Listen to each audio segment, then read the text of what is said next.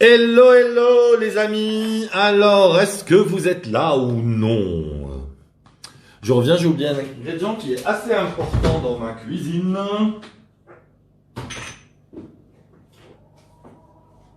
Qui est the cannelle. Ya, hehoua, hehouma.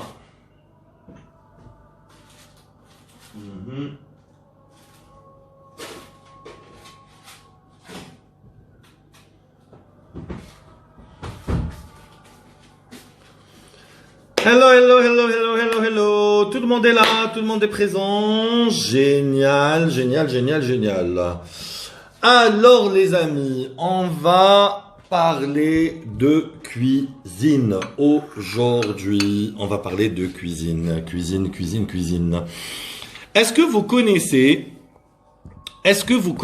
en fait les origines de la cuisine algérienne, la cuisine maghrébine, allez disons. Est-ce que vous connaissez les origines de la cuisine maghrébine et quelles sont les origines de notre cuisine, quelles sont les influences tawahom, d'où elles viennent. Alors,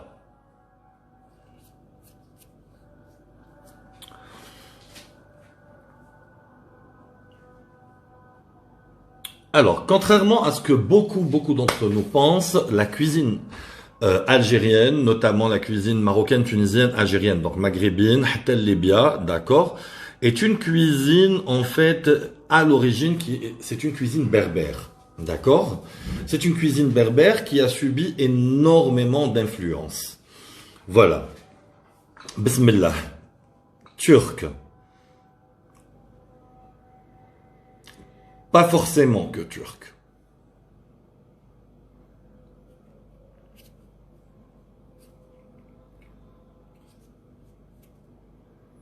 Exactement, Nari. Bravo. Alors, en fait, la cuisine maghrébine, donc méditerranéenne, maghrébine, est une cuisine berbère qui a subi énormément d'influences, notamment l'influence andalouse, l'influence subsaharienne, l'influence juive et l'influence asiatique. وقت الفتوحات الإسلامية quand il y a eu الفتوحات تاع المغرب تاع منطقة المغرب il y a eu des transferts de beaucoup d'épices venant d'Inde. Et aussi, il faut savoir, le sud de l'Algérie, اللي كان يسمى بطريق الحرير ou la طريق الذهب, d'accord, était en fait le passage des caravanes qui transportaient les marchandises envers les pays arabes et du Moyen-Orient et vice-versa. Donc, il y a eu ce passage de toutes les épices. La cuisine juive aussi, donc l'influence juive est très présente dans la cuisine maghrébine, notamment tous les plats en sauce, les boulettes et tout. On a une grosse influence aussi d'Afrique subsaharienne aussi, qui rentre en considération. En Algérie, on a aussi l'influence ottomane, donc l'influence de la cuisine turque qui est rentrée avec des dolmas, avec pas mal de choses. Des dolmas, des shorbas. Voilà. Donc, franchement, française, pas vraiment. Il n'y a pas eu vraiment une grosse influence du colonisateur français sur la cuisine algérienne. C'est plutôt, ils ont fait évoluer peut-être, ou on a revisité nos recettes en ayant des techniques de gastronomie française. Mais il n'y a pas, si, en fait, la seule influence qui y aurait, en fait, qu'on connaît, c'est pas sur la gastronomie plutôt, mais c'est le pain, en fait, la baguette. C'est le pain en baguette, c'est les croissants, voilà, c'est ça. Hein. Mais sinon, dans la cuisine traditionnelle de la région maghrébine, on ne voit pas d'influence réellement présente de la cuisine française. Hein. Donc, voilà.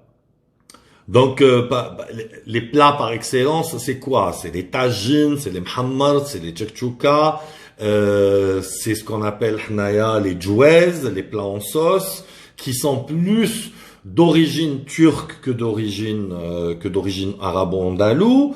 Le fameux couscous qui est connu dans tous les pays du Maghreb, les pâtes, on a plus d'influence avec donc la cuisine, l'origine de la cuisine berbère a énormément d'influence avec tout ce qui est herbes aromatiques, racines, légumineuses, les agrumes, les différentes huiles telles que l'huile d'olive, voilà qu'on utilise, l'huile d'amande douce, l'huile d'amande amère, voilà. Donc il y a une très belle, un très beau mix qui nous a permis aussi, en étant positionné sur la Méditerranée autant aussi que pays méditerranéens, d'avoir cette influence grecque, aussi d'avoir l'influence européenne par rapport aux pratiques de la préparation du poisson et de la cuisine. Voilà, on prépare nos poissons de cette façon-là.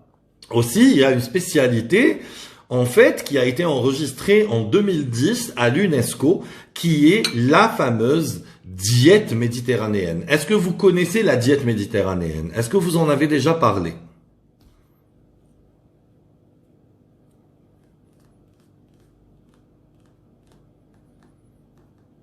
Ah bah ça te changera, Ahmed, hein, en préparant ta mchaoucha matin, midi et soir.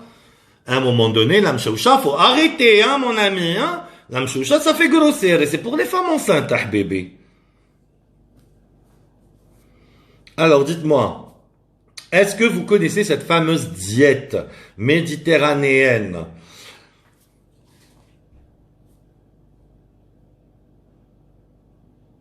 Vous ne connaissez pas. Et pourtant, c'est une pratique alimentaire qui a fait un tabac dans le monde, en Europe, aux États-Unis. Si je vous dis le fameux régime crétois,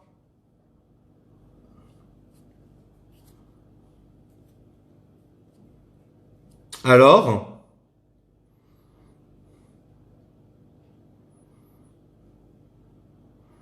vous connaissez le régime crétois. Voilà, c'est ce que je me disais. Alors, il faut savoir, en fait, que le régime crétois, en fait, a été enregistré au niveau de l'UNESCO en 2010 comme étant, euh, je sais pas comment on peut appeler ça, comment ils appellent ça, l'UNESCO, comment ils disent. Euh, Voilà. C'est un patrimoine culturel immatériel. Voilà. Un patrimoine culturel immatériel. En 2010, le régime crétois ou la diète méditerranéenne ont été enregistrés comme étant un patrimoine culturel immatériel pour l'humanité. Voilà. En fait, c'est quoi le régime crétois? En fait, il y a eu, ça a fait, ça s'appelait comme ça. C'est pour ça que ça a fait plus le buzz avec le régime crétois que la diète méditerranéenne. En fait, le régime crétois est basé sur une alimentation pure et dure de l'ensemble des populations du Maghreb méditerranéen, qui est basé sur les légumes, les huiles, les agrumes, une petite quantité de poissons et pratiquement pas de viande. C'est un régime qui a été testé et prouvé, qui fait perdre le poids, il diminue il diminue la moyenne de mortalité, il diminue la morbidité et les décès et maladies cardiovasculaires, il augmente la fertilité, combat les problèmes d'infertilité. Donc c'est un régime alimentaire, en fait, c'est une politique alimentaire de ces régions-là, parce que à l'époque, si vous voulez, pourquoi on s'est inspiré de ça? À l'époque, les habitants du Maghreb tout entier, que ce soit l'Algérie, la Tunisie, le Maroc, la Libye ou le Sahara occidental, en fait, on se nourrissait énormément de légumes, on se nourrissait d'herbes, de racines, de tisanes, d'infusions, d'épices, et on ne prenait pratiquement pas. C'est pour ça qu'on a intégré un tout petit peu de poisson et presque pas du tout de viande, ou pas du tout de viande, et assez peu de matières laitières, de produits laitiers tels que les fromages ou le lait, voilà, ou le beurre. Donc, c'est un régime qui a fait ses preuves. Il a tellement fait ses preuves qu'il a été enregistré comme patrimoine à l'UNESCO en 2010. Imaginez, un patrimoine immatériel. C'est juste fulgurant parce que c'est ok que l'UNESCO enregistre des villes ou là des casbahs ou là des églises ou là des mosquées autant dans le patrimoine ou là des œuvres d'art ou là des voilà, mais on est méconnaissant de notre propre culture. Notre culture nous a permis d'être dans ce patrimoine-là, et elle nous a permis de protéger quelque chose, et nous on est en train de se tuer à aller faire des régimes keto, des régimes machin chouette, les régimes monoproduits, les régimes protéinés, les régimes machin chouette, alors que le régime en fait on l'a dans notre alimentation. Et moi, comme vous, j'étais méconnaissant. C'est quand j'ai commencé à m'intéresser à la cuisine ayurveda indienne et au culte et à la médecine, en fait, ayurveda, j'ai découvert, en fait, que l'ayurveda rejoignait, en fait, la diète méditerranéenne et rejoignait la façon de manger de nos ancêtres, Et c'est franchement... j'en étais fier, j'en suis fier, et d'où, en fait, voilà, je me suis dit, allez, il faut dire un peu plus là-dessus. Je vais en lire beaucoup plus, je vais faire plus de recherches, parce que j'aime pas m'arrêter sur des informations, si vous voulez, sommaires. J'aime bien avoir plus de détails. Je vais essayer de contacter aussi des spécialistes dans le domaine, et voir quelle est la possibilité de relancer ce genre de diète dans notre pays, déjà pour combattre les problèmes de diabète, combattre les problèmes d'obésité, de malbouffe, voilà. Et donc, au contraire, bien au contraire, manger une bonne arseda ou une bonne tbecha ou une harsha ou une harira, c'est tendance. Eh ben, écoutez-moi, c'est tendance, voilà. Moi, ça fait des années que je bois du thé de Ceylon avec la cardamone et du gingembre. Je kiffe tout ce qui est ancien et naturel. Oui, la cardamone est souvent prise plutôt au Moyen-Orient, en Asie aussi, hein, parce que les Syriens, quand ils préparent leur café, ils mettent une fleur de cardamone dans la passoire, la presse tahom, les Irakiens aussi. Ils ont un très très bon thé qui est mélangé à la cardamone, ils appellent ça Shay Belhil. Bon, on a détaillé un peu le sommaire, machin chouette et tout. On a parlé un peu de culture, de l'histoire de la cuisine, etc. Là, maintenant, je vais vous montrer les ingrédients que j'ai préparés pour vous présenter mon fameux, mon super, mon succulent, mon magnifique Muhammad. Je n'ai jamais partagé ma recette avec qui que ce soit. Je ne l'ai jamais partagée. Cette recette, c'est tout simplement, en fait,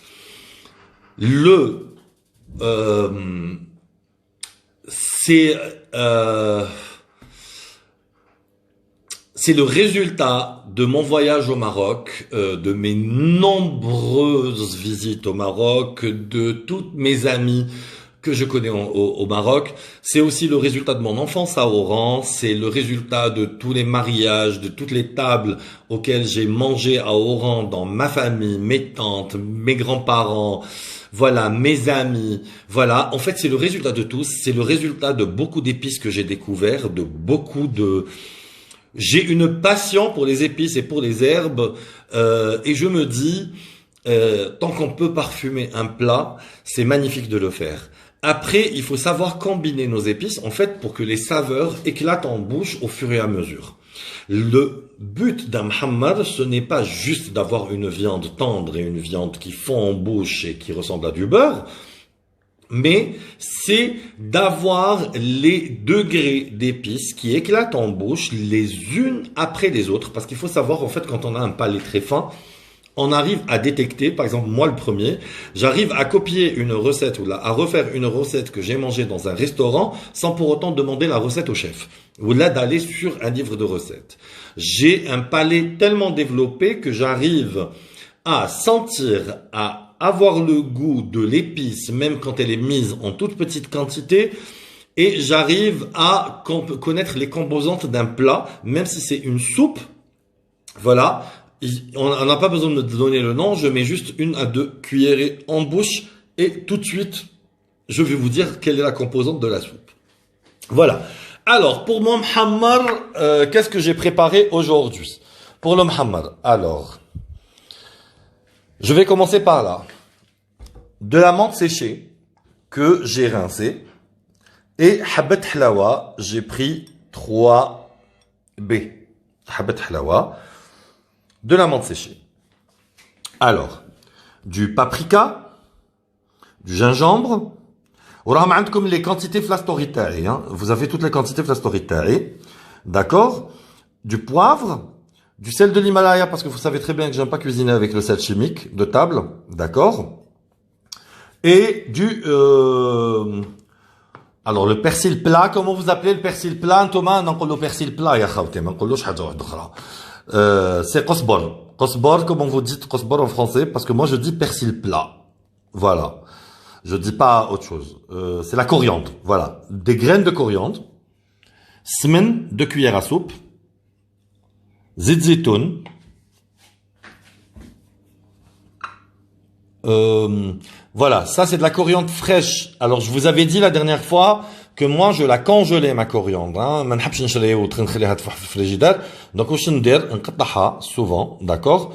La coriandre, mon persil plat, donc je le découpe finement, d'accord? Ou là, le persil français, aïtolo.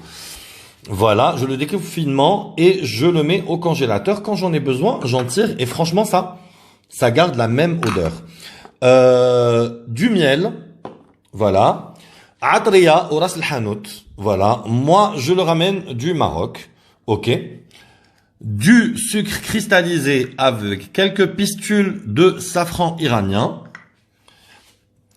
Des oignons, l'équivalent d'1 kilo. En général, regardez, moi, si je mets 1 kilo de viande, je mets 1 kilo d'oignons, voire un peu plus. D'accord? Il faut toujours avoir un peu plus d'oignons que le poids de la viande. Ok? 5 gousses d'ail. Pour la décoration, j'ai préparé sésame, amandes que je vais faire griller, tous les deux que je vais faire griller tout à l'heure. Et j'ai mis mes fruits secs, donc raisins secs, abricots et pruneaux, d'accord? Je suis en train de les réhydrater, ok? Voilà. Donc, sur les stories, les quantités sont écrites en double. Oui, j'avais bien expliqué en bas que les premières quantités que j'avais, c'est pas en double déjà, hein, c'est pas en double. J'avais mis que si vous vouliez préparer votre viande la veille et la faire, en fait, mettre les épices et tout et préparer votre viande la veille, vous le pouvez, mais ce n'est pas une obligation. Si vous préparez votre viande le jour même, vous faites l'addition des deux quantités d'épices et vous les mettez dans la marmite. Ok? Parce que pour préparer la viande la veille, on a enlevé la moitié des épices par rapport à la préparation du ras al-hanout. Par contre, j'ai mis 3 recettes différentes de ras al-hanout parce que ça dépend des goûts des gens. Par exemple, il y a des gens qui n'aiment pas ras al-hanout, les fait bzaf paprika. كاين اللي ما يحبوش راس الحانوت اللي فيه بزاف الكرويه كاين اللي ما يحبوش راس الحانوت اللي فيه زعفران d'accord donc ça dépend des régions et c'est là où on a plusieurs sortes de ras al-hanout on a ras al-hanout تاع la viande on a ras al-hanout تاع le poulet تاع le poisson et تاع les légumes séparément d'accord ça dépend en fait de vos envies après regardez dans la cuisine il n'y a pas de règles dans la cuisine il n'y a pas de règles. La bonne cuisine, c'est votre palais qui décide, c'est votre main qui décide et c'est votre cœur qui décide. Ok? Voilà, il faut toujours, en fait, cuisiner, oui, mariner, oui, c'est possible. Sauf que dans le muhammar, il prend un temps, alors je vous explique. Les meilleurs muhammar que j'ai fait, pour de grandes soirées ou de grandes tablées, par exemple, quand j'ai reçu mes amis, pendant le Ramadan, j'avais posté la vidéo, j'avais reçu une trentaine de personnes à la maison, mon muhammar a cuit pendant 8 heures. 8 longues heures. Il est très important de faire cuire ces plats, mais à feu extrêmement doux. C'est même pas à feu doux, mais extrêmement doux. Laissez mijoter. Laissez mijoter. Laissez mijoter. Ma تتقلقوش, ma طيبوش على نار الزهارة. Ça sert à rien. Je vous explique. كاين بزاف اللي يطيبوا نار الزهارة le feu à fond ويلا ماكلتكم تجي مسخة. Ça veut dire même كي ديروا شوربة بيضاء اللي ما فيهاش بزاف شوف فيها فلفل ابيض داكور فيها فلفل ابيض فيها شوية قرفة داكور والملح. كاين ناس اللي الشوربة بيضاء تاعهم تخرج ضربة كاين ناس اللي الشوربة تاعهم تخرج مي جوست immangeable. Parce que c'est la façon de faire mijoter. Le secret dans les sauces blanches, c'est comment vous faites revenir vos oignons et l'ail. ولازم تقليوهم بشوية. Vous les faites caraméliser avant لا تمرقوا. Et la viande تاعكم كيف. Et rajoutez toujours une pointe. Moi, ce que je fais, je rajoute toujours une pointe de gingembre. Mais une pointe, d'accord? Juste pour relever le goût de la sauce. Voilà. Allez! On commence. Donc, voilà, ma viande est là. On va commencer par préparer notre viande. Voilà, je sais pas si vous voyez la viande. Ouais, on la voit la viande. On va commencer par préparer notre viande. Donc, ce que je fais, je prends ma viande. Bon, mon boucher, il n'avait pas de bons morceaux de gigot. J'en avais au congélateur. Ce que je fais 2 trous dans mes gigots. Je prends de l'ail. Parce que mes gousses d'ail, elles sont énormes. Et je mets dans ma viande. Ah merde, par contre, j'ai fait une connerie. Je ne me suis pas lavé les mains. Désolé, parce que j'ai fumé.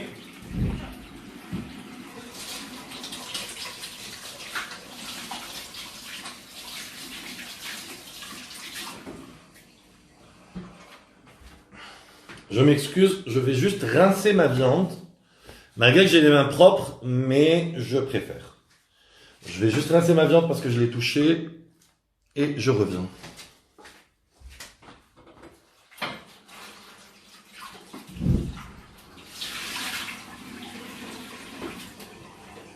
Voilà, voilou. Donc maintenant, on peut utiliser notre viande. Ok. Oui, Kodna. Kodna fait... Alors, c'est du gigot. Il faut toujours prendre du gigot.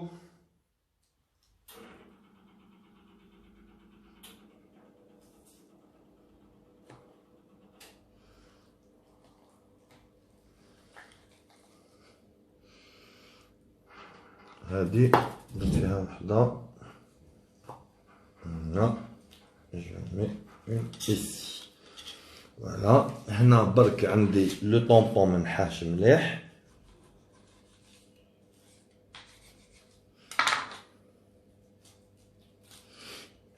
alors كاينه حاجه لو جيغو خليوه بالشحم تاعو كيطيبوه ومن بعد الشحم نحيوه الا ما تاكلوش الشحم تنحيو الشحم après cuisson. Mais avant cuisson, n'enlevez pas le gras du gigot. Ok? Je prends ma marmite.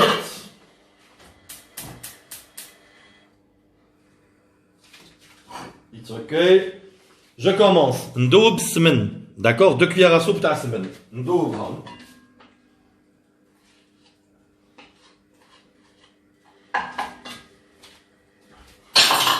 Alors, tout le secret de la réussite d'un muhammar, c'est au moment de taqliya, باش نتفاهموا. D'accord? باش نتفاهموا.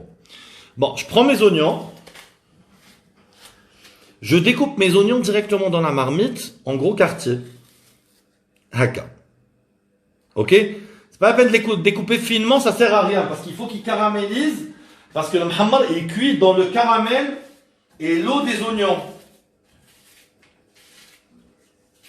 Parce que si vous les découpez trop fins, des oignons, ils vont caraméliser trop vite, ils vont fondre, brûler, et ça va brûler votre viande et c'est pas bon. Je prends un deuxième.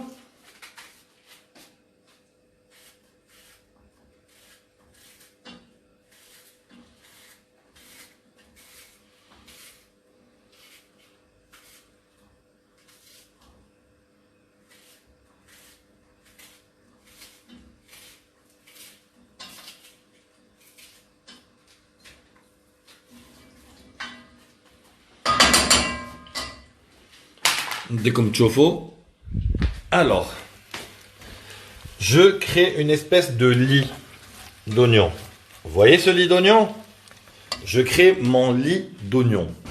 Il est important. Ok? Et on laisse revenir doucement. Et c'est là où en fait l'astuce elle est là.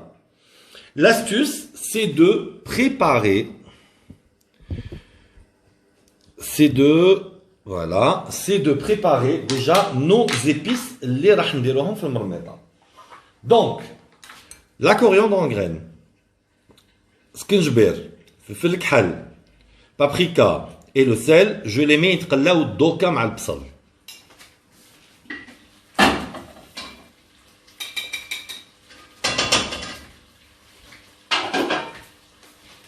Ok, je rajoute ma coriandre نقليها دوكا.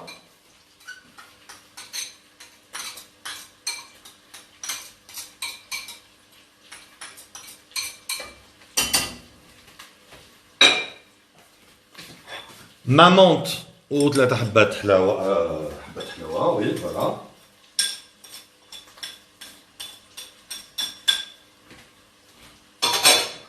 Mon huile d'olive.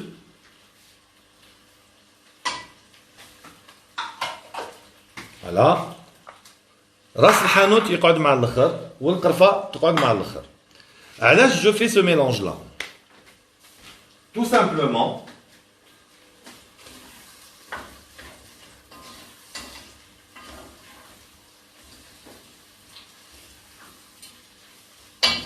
باش la sauce تاعي كي تبدا توجد elle est déjà imprégnée de ma première partie d'épices. Donc elle va commencer déjà à sentir bon et ma viande كي نحطها فريشكا قبل ما نبدا نقلي في لا فياند تاعي la viande au même temps تتقلى الداخل راح تبدا تشرب لي هادوك les épices. Mon objectif est que ces épices là soient cachées à l'intérieur de ma viande. OK? Par la suite كي نقلي اللحم quand je fais revenir كل صباع بصنعة والصغير تاع الزنق كي نقلي اللحم تاعي je le fais bien revenir, je rajoute العطرية, donc je rajoute mon راس الحانوت et je rajoute ma cannelle pour que ça soit en fait l'épice qui va couvrir ma viande de l'extérieur. Et en fait, ce sont deux épices qui vont très bien avec mes fruits séchés. Donc, qui vont très bien avec les pruneaux, voilà, tout ce que je vais préparer. Après, quand je vais faire griller les amandes et gingelan, voilà, les sésames, les graines de sésame, quand je les fais griller, donc ils vont donner déjà le premier goût et en fait l'aspect extérieur. Ok? Donc c'est du sucré salé mais sans que ça soit trop sucré. À ce moment-là, je prends mes gousses d'ail, les cadeaux, je vais les découper, pas les râper, mais les découper grossièrement à l'intérieur, parce que c'est un plat où on ne met pas beaucoup d'eau, hein, attention.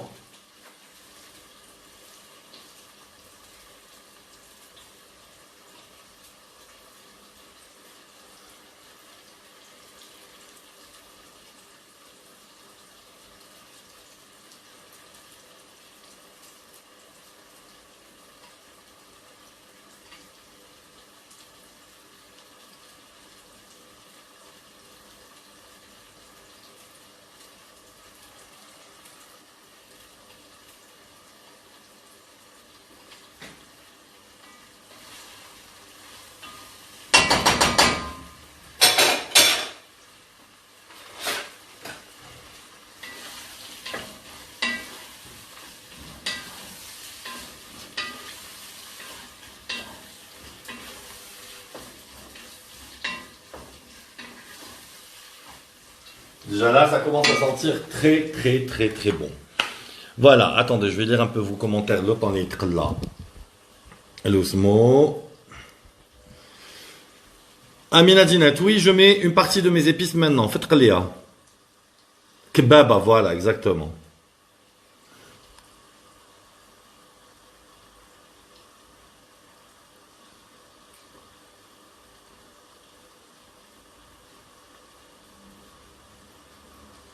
Ils vont pas cramer, Lisa.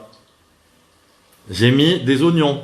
Si tu es rentré en fait au milieu de trucs du live, voilà. Merci.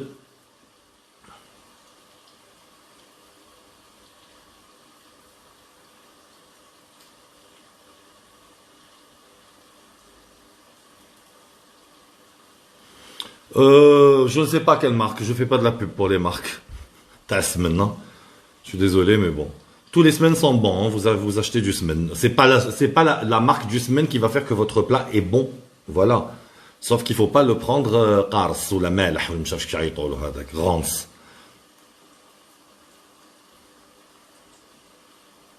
On n'enlève pas la graisse. Je l'ai dit في live. Non, je n'ai pas d'invités. Je vais les préparer, les mettre dans des boîtes et les mettre au congélo. Je l'ai raconté déjà auparavant. J'ai mis les gousses d'ail dakhel muhammar, oui, effectivement.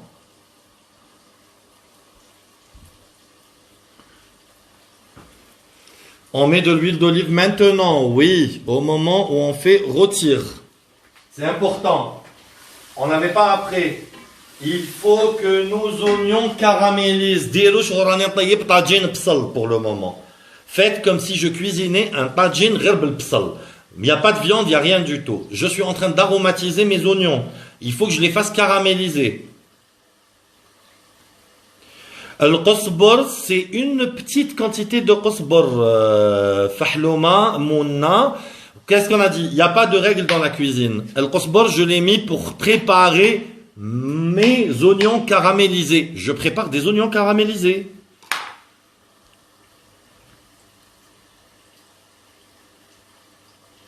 Tout à fait, j'enlève le kebaba à la fin, oui, exactement.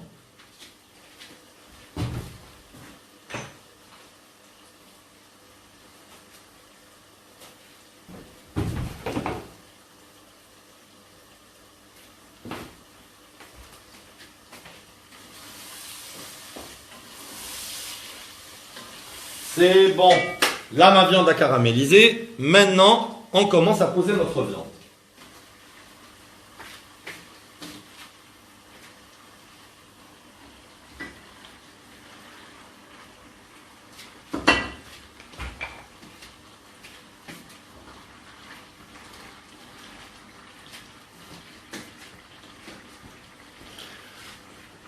La dame اللي قالت لي علاش درت القزبر دوكا وكي غادي يولي حالته, je suis pas en train de préparer une shorba, madame. Hein. C'est pour la shorba que le qosbor on le met à la fin. Mais sinon, vous savez, il y a plein de recettes dans le monde entier où ça change, voilà. Alors regardez. Regardez la viande comment elle est. En fait, j'ai enfoncé, je ما قلبتش. Attention, ما تقلبوش اللحم على البصل. D'accord? Vous avez compris? ما تقلبوش البصل فوق اللحم. Vous enfoncez, quand vous avez une marmite bien profonde, vous enfoncez la viande dans l'oignon. Ok? Vous enfoncez la viande dans l'oignon, à l'intérieur. Ok? Et c'est comme ça, les radis tibda titqalla. En bas, je vais tourner ma viande. باش تتقلى من الجهة الأخرى. Mervette, baby, j'ai raté le live, sauvegarde s'il te plaît, t'inquiète. Ben Mervette, on est témoin, c'est une des personnes qui a mangé mon mhambar. Mervette, comment trouves-tu mon mhambar? Voilà.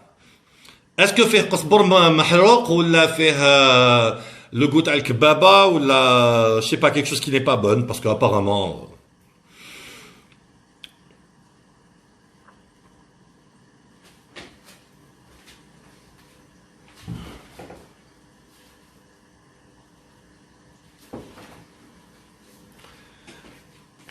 Wafa, pouvez-vous me dire c'est quoi la kebaba? La kebaba en français c'est le kubab.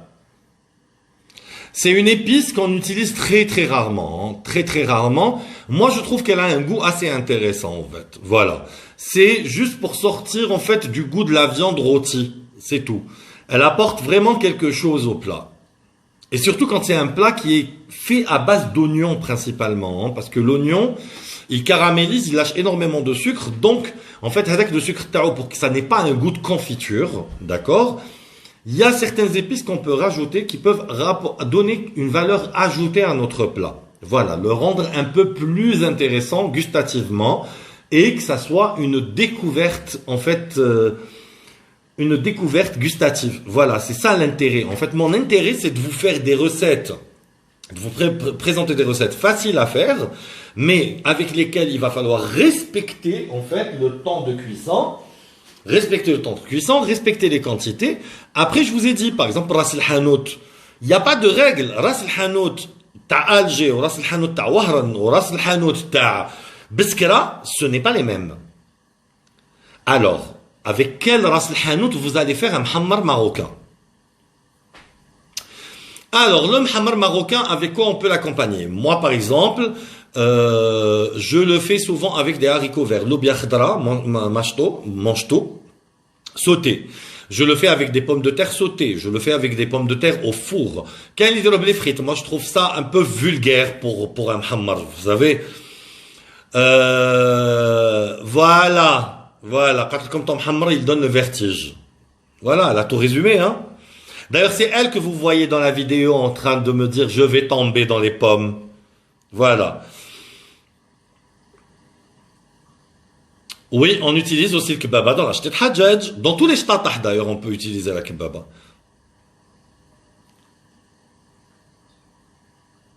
Voilà, bah ça s'utilise, mais c'est tout le monde qui la met dans la douara, hein, je vous rassure, le kebaba.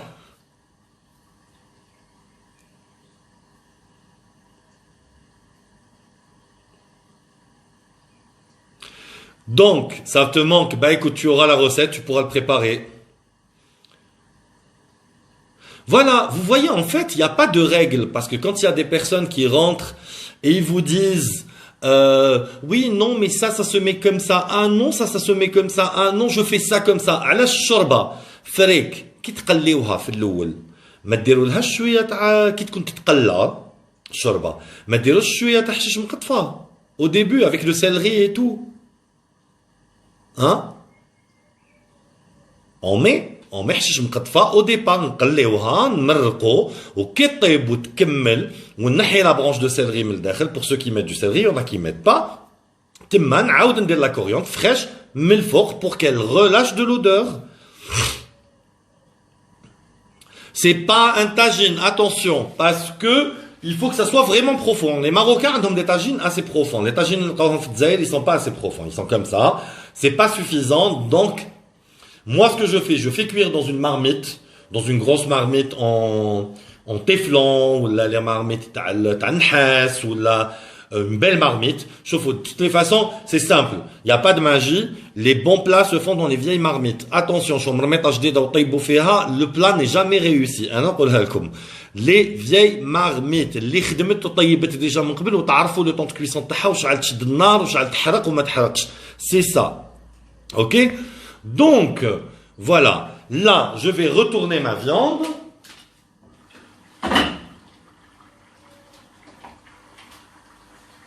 Voilà.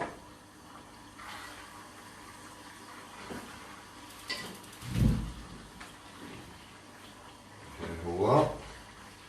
Déjà, ça commence à sentir, mais je vous dis pas. Voilà. ونعاود نغمها. Donc, là, l'étape primordiale. Le bsal li qadli. Donc, je suis marocaine et j'adore ce plat. Qui n'adore pas ce plat? Sauf les végétariens. C'est le plat de mariage par excellence.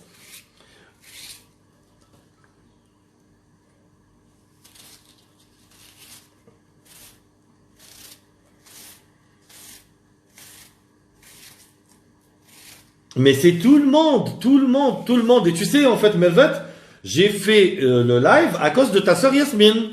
Parce que le barah انا وياها تفهمنا باللي نعلمها تطيب المحمر parce que John Luca adore ça.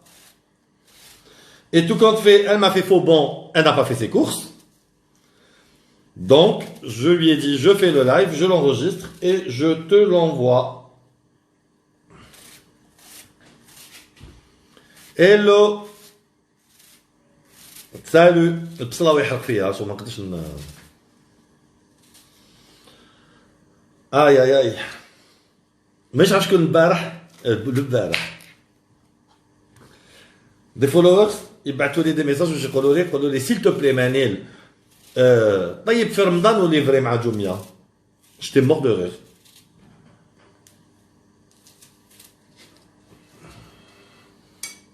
Tu me l'avais promis aussi à 3 mois. Ah bah tu vois, ah bah promesse tenue. Alors, là, regardez ce que je vais faire. Là, c'est une étape très très importante. Hein. Ok. Dans la préparation d'un muhammar, il y a des étapes qu'il ne faut pas rater. Ma viande, tqallat les deux côtés. Ok. Je viens et je couvre ma viande avec les oignons qui restent.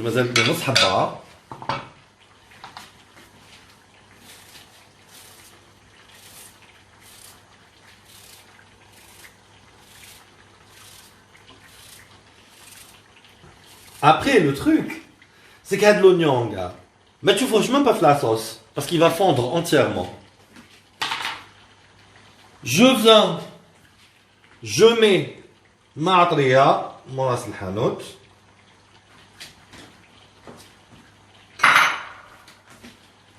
Et une autre étape importante aussi, لازم تبعوها هذه هنايا. Ok. Je vais vous dire déjà comment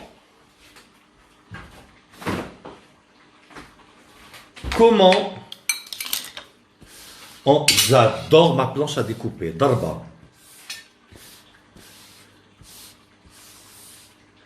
Exactement. On fait un lit comme une couette.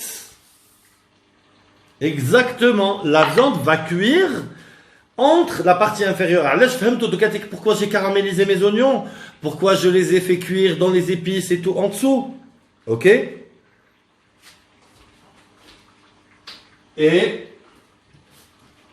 l'astuce du safran, beaucoup d'entre vous qui achètent le safran, d'accord, iranien, déjà, لازم الريحة تاعو déjà كي تروحوا تشريوه الريحة تضرب.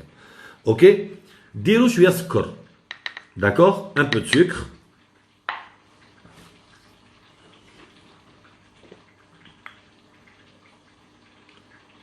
Vous rajoutez un peu d'eau, voilà. Et on casse les pistules de safran.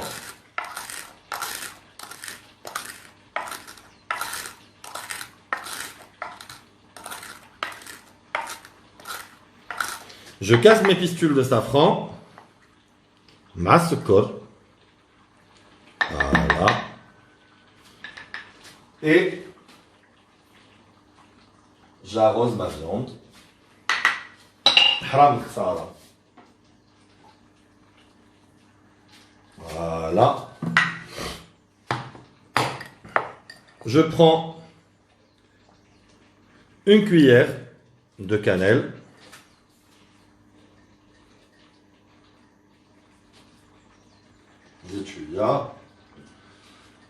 Parce que أنا طيابي عيني هي ميزاني باش نفهمكم. أنا يدي elle est hyper précise في الطياب. Donc c'est rare